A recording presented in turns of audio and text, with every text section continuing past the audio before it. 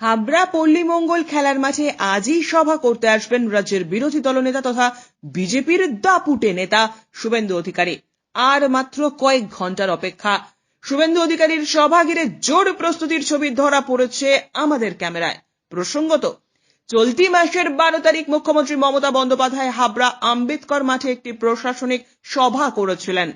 সেখানে তিনি মঞ্চে বক্তব্য রাখতে গিয়ে ভোটের মুখে সিএএ লাগু করা সহ কেন্দ্রীয় সরকারের বিরুদ্ধে নানা সুর চড়িয়েছিলেন।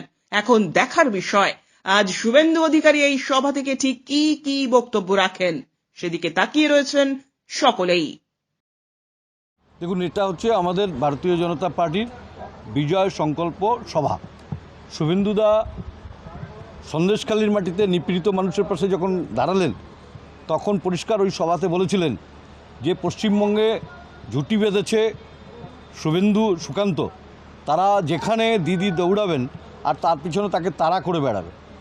বাণীপুরে এসে প্রশাসনিক সভার নামে লাভাটির সমস্ত মানুষকে নিয়ে সে ওখানে একটি নাটক করলো, কেন্দ্র সরকারের প্রকল্প উদ্বোধন করলো রাজ্য সরকারের নাম করে। হসপিটালে টাকা দিয়েছে কেন্দ্র, আর সে ওখানে উদ্বোধন করে নিজের নাম বা বড় করে বলতে চাইছে যে আমরা করেছি।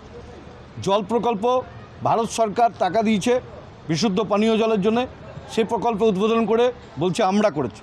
এরকম মিথ্যাচারিতার উত্তর দিতে শুভেন্দু অধিকারী হাবড়াকে বেছে নিয়েছে।